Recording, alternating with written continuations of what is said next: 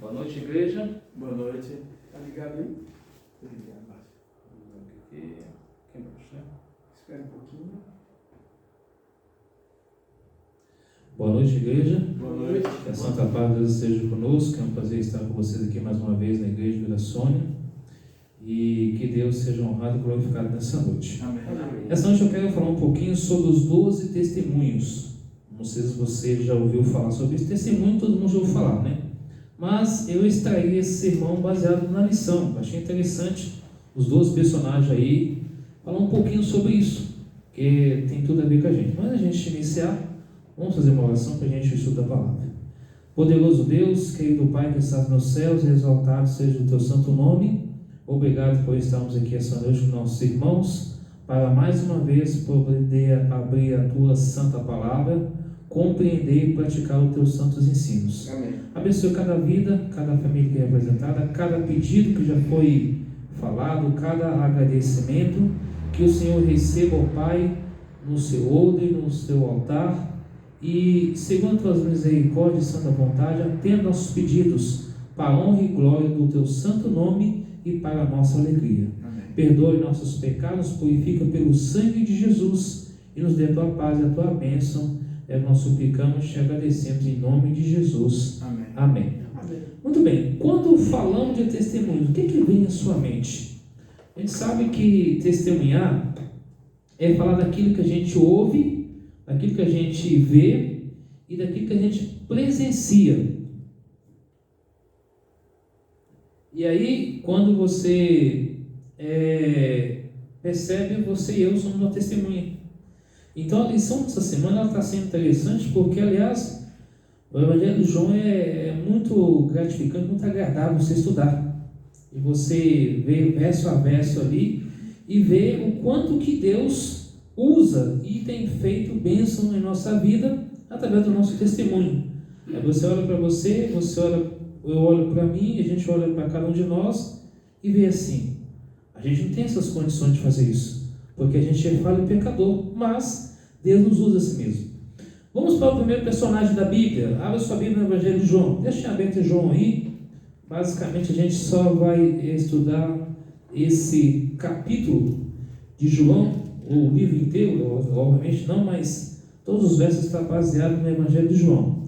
Vamos começar pelo primeiro personagem, que é o próprio autor do livro, João, aquele que era chamado Filho do Trovão. Em João capítulo 1, verso 29, João, à distância, ele começa dizendo o seguinte, em João 1, verso 29, no dia seguinte, viu João a Jesus que vinha para ele e disse, eis o Cordeiro de Deus que tira o pecado do mundo. Agora no verso 36 do mesmo capítulo de João 1, e vendo Jesus passar, disse, eis o Cordeiro de Deus. Então nós que João, ele apresenta Jesus aqui como Cordeiro de Deus, aquele que veio e de fato se cumpriu a profecia. O segundo personagem dessas 12 testemunhas é André. Aí em João capítulo 1, verso 41. Onde você lê para nós em voz alta aí. João 1, verso 41. Ele achou primeiro o seu próprio irmão, Simão, a quem disse, achamos o Messias, que quer dizer Cristo. Veja que André achou o Messias. E olha que André não era de muito falar, ele era mais silencioso. Mas ele encontrou e falou, eu encontrei o Messias, o Jesus. Vamos ao terceiro personagem, ou a terceira testemunha. Está em João 1, verso 45, que diz assim, Filipe encontrou a Natanael e disse, achamos aquele de quem Moisés escreveu na lei, e a quem se referiam os profetas, Jesus, o Nazareno, filho de José. Então notem que Filipe disse a Natanael, achamos a quem Moisés escreveu, ou seja, achou Jesus. Então notem que João apresentou Jesus, André achou Jesus, encontrou, Filipe ali encontrou Jesus, passou para Natanael, e agora Natanael é testemunho do próprio Jesus. Olha o capítulo 1, verso 49. A próxima pessoa lê para nós o verso 49 aí de João. Então exclamou Natanael, Mestre, tu és o Filho de Deus, tu és o Rei de Israel. Nota que Natanael, a princípio, ele falou assim, não tem coisa boa de lá, né? Mas depois ele entendeu quem era o Messias, entendeu quem é Jesus. Então, ele é o Filho de Deus, ele quer ser o nosso irmão, ele quer ser o nosso Senhor, o nosso Salvador. Agora temos uma quinta testemunha aqui. Vamos para João capítulo 4, verso 29, que é a história da mulher samaritana. Isso aqui é fantástico. Quando eu li esse verso, deixa a gente encantado com isso. Olha o verso 29. Vinde comigo e vede um homem que tudo disse o quanto tenho feito. Aí vem a pergunta: será este porventura o Cristo ou Jesus? Então nota que aquela mulher samaritana, ela indagou: será que aquele é o Jesus? Mas olha a resposta da sexta testemunha, que afirmaram que era ele. Olha o verso 42 do capítulo 4. Diziam a mulher: já não é pelo que dissesse que nós cremos, mas porque nós mesmos temos ouvido e sabemos que é verdadeiramente o Salvador do mundo. Então nota que as pessoas agora é a sexta testemunha. Eles afirmaram e houve verdadeiramente entender que era o Salvador, porque aquela mulher havia sido transformada, como vocês já sabem, no contexto histórico, e a vida foi mudada, transformada, e agora testemunhou para aquela cidade, e a cidade inteira aceitou a salvação de Jesus Cristo. Veja agora o sétimo personagem, ou a sétima testemunha, está em João capítulo 6, verso 68. Próxima pessoa, o próximo irmão, lê para nós aí, João 6, verso 68. Respondeu-lhe Simão Pedro: Senhor, para quem iremos? Tu és a palavra da vida eterna. Pedro, ele indagou o seguinte: se eu sair da sua presença, do convívio com o Senhor, para onde eu vou? Só o Senhor tem as palavras da vida. Então Pedro aqui testemunhou do Salvador Jesus. Mas Pedro, para chegar a isso, ele tem que passar por um processo: negar Jesus, ficar no canto quieto. Depois Jesus transformou ele. Aí Jesus, lá em João 21, você me amas? Sim, Senhor, então apacenta minhas ovelhas. Aí depois Pedro de fato foi pastorear a igreja do Senhor. Temos agora aí a oitava testemunha, desses 12 testemunhos aqui, João capítulo 11, verso 27. João 11, verso 27. Diz assim: sim, Senhor, respondeu ela, eu tenho crido que tu és o Cristo, o Filho de Deus, o Filho de Deus, que devia vir ao mundo. Quem declarou essas palavras? Marta declarou essas palavras. Eu creio que o Senhor, isso após o que? Jesus já ter ressuscitado a Lázaro. Então eu creio que o Senhor é o Filho de Deus. Agora tem um outro personagem também, que ele foi testemunha de Jesus também. João capítulo 9, verso 25. O próximo irmão lê para nós aí. João 9, verso 25. É a história do ex-cego. O que diz aí na sua Bíblia? Olha em voz alta, por gentileza. João 9, verso 25.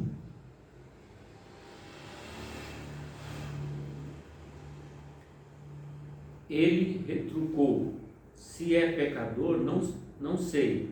Uma coisa eu sei: era cego e agora vejo. Percebeu que coisa bonita? Bom, mas quem é que te curou, meu filho? Isso os líderes perguntou para ele. Nós vamos ser o seguinte, eu não sei, eu não quero saber, uma coisa eu sei. Eu era cego e agora eu vejo. Então, o que importa é isso. Então, nota que ele foi convicto e firme no seu testemunho. Muitas vezes nós somos testados. Hoje, quando eu vim lá para cá, no ônibus que eu estava vindo, uma senhora, o ônibus estava cheio, eu sentei lá atrás, e aí de repente ela veio, ela pediu licença, e aí estava apertado no corredor, né? Aquelas 5 cadeiras ficam por cima do motor do ônibus. Ali ela, obrigado por ter sido gentil, não por nada, né?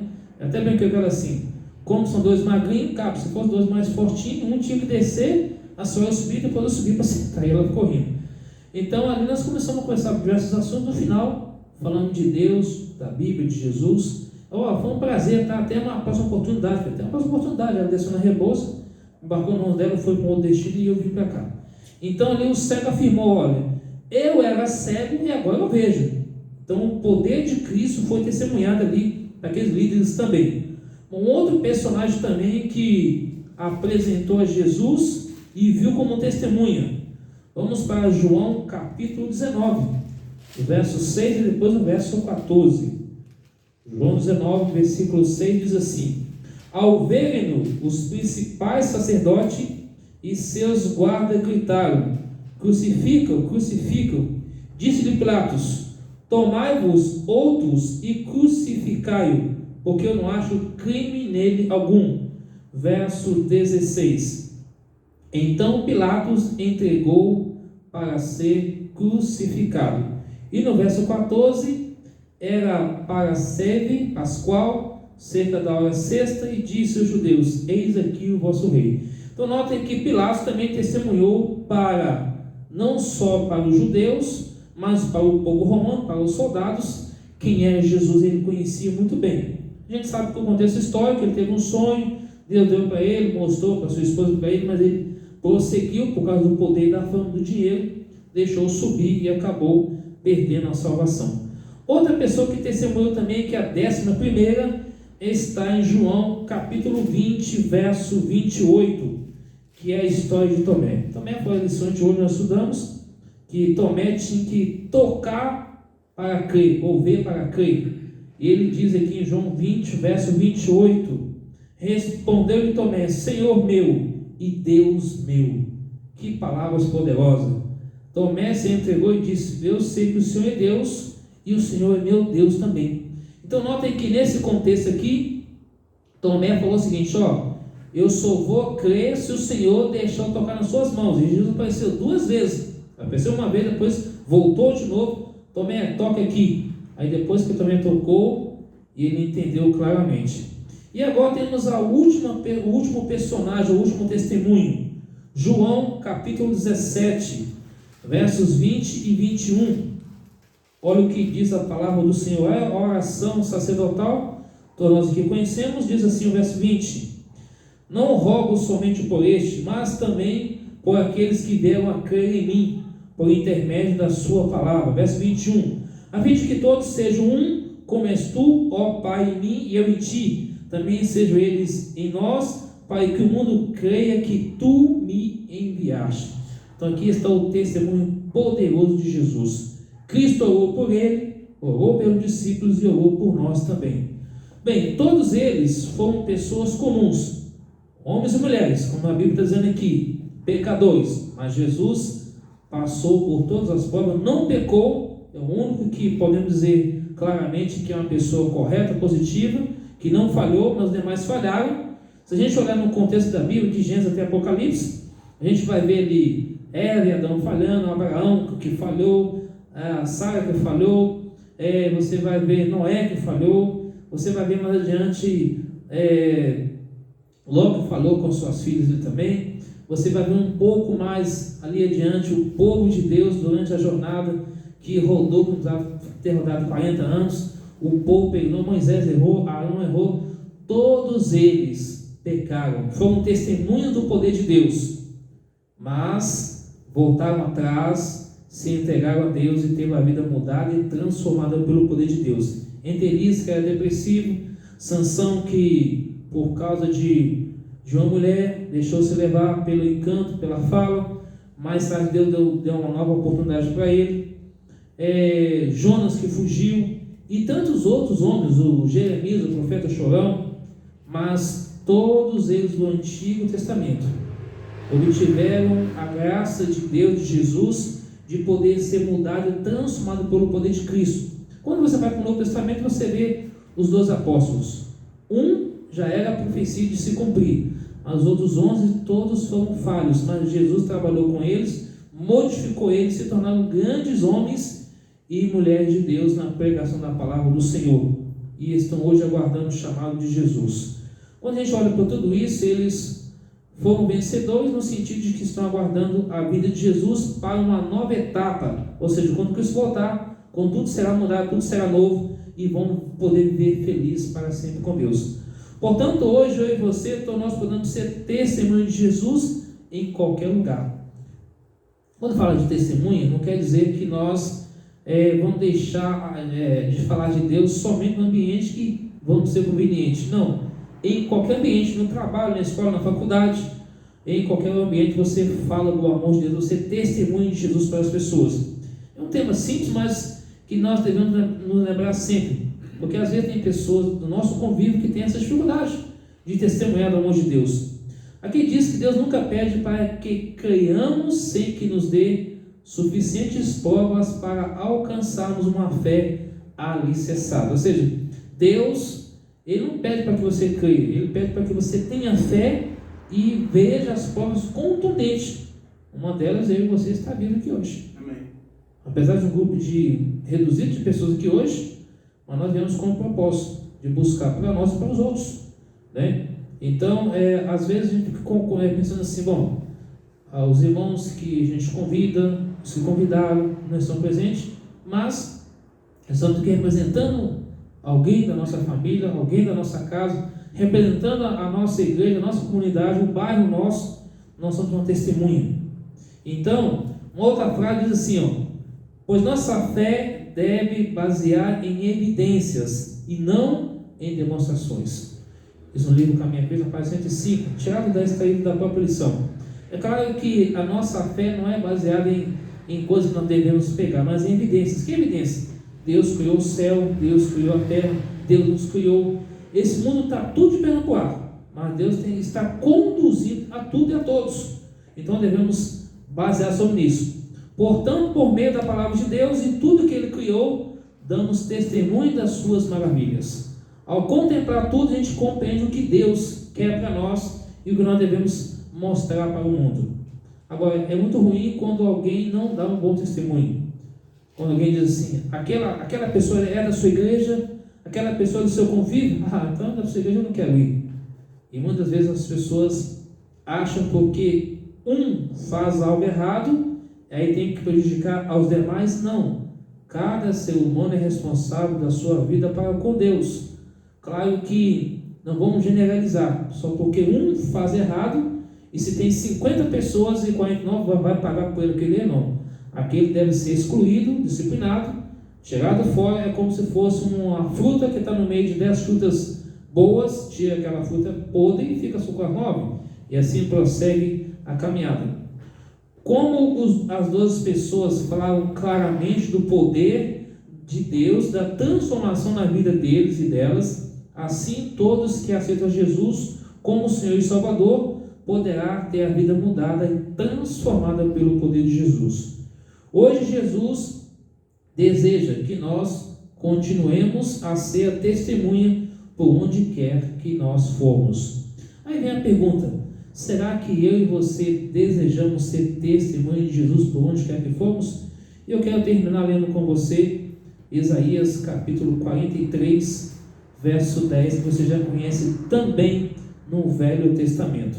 Porque se a gente for olhar lá 1 Pedro 2, nós somos o quê? Um povo de Deus, separado, peculiar, uma nação santa, povo de propriedade de Deus. Aí você olha para a igreja, puxa vida, aquele irmão é difícil, aquele irmão, aquela irmã, mas Deus olha para nós com um olhar de amor. Nós somos um povo imperfeito de fato, mas um povo que Deus está lapidando, preparando. Nós somos uma igreja militante hoje, mas breve será uma igreja triunfante. Isaías 43, verso 10 e 11.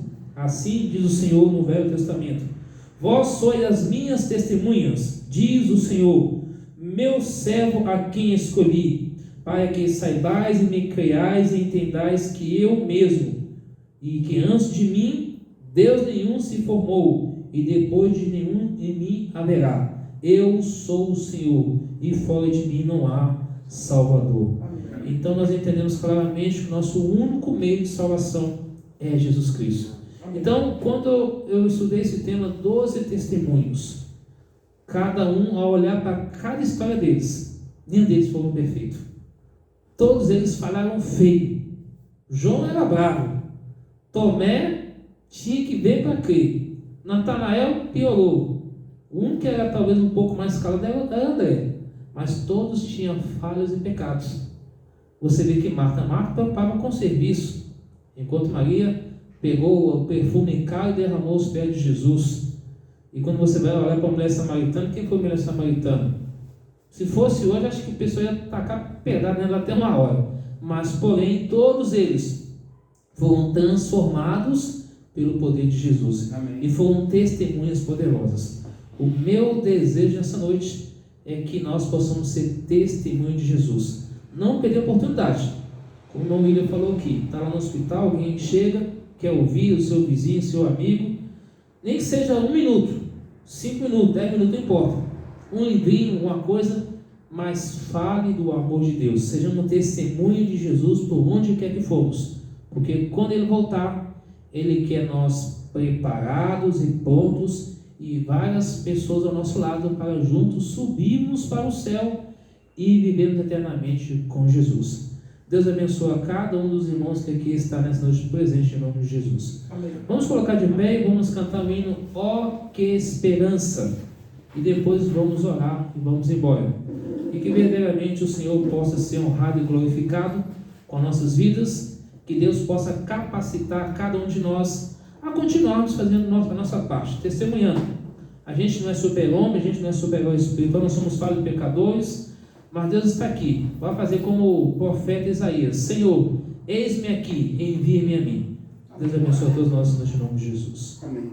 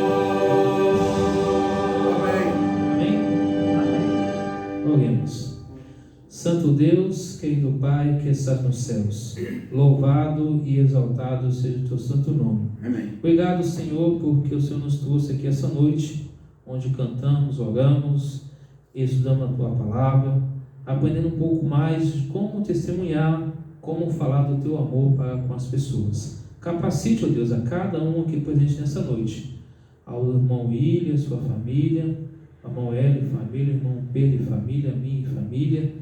Abençoa nessa igreja os demais líderes, membros, amigos e amigas que aqui vêm para assistir e procurar ouvir a tua palavra e entender que o Senhor é Salvador e Senhor da vida dele e de nossas vidas também. Amém. Nos ajude, Senhor, a continuarmos nessa caminhada rumo a Canaã dos céus.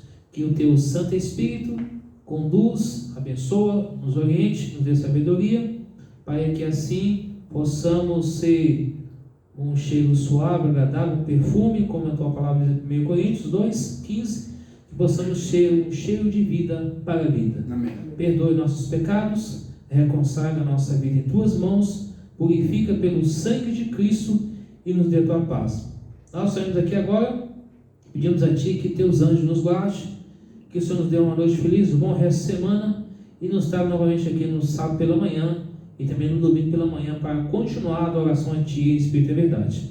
Dê a nós a tua paz e a tua bênção, abençoe a todos os pedidos e que foram falados, atenda-os conforme o teu querer, a tua santa vontade.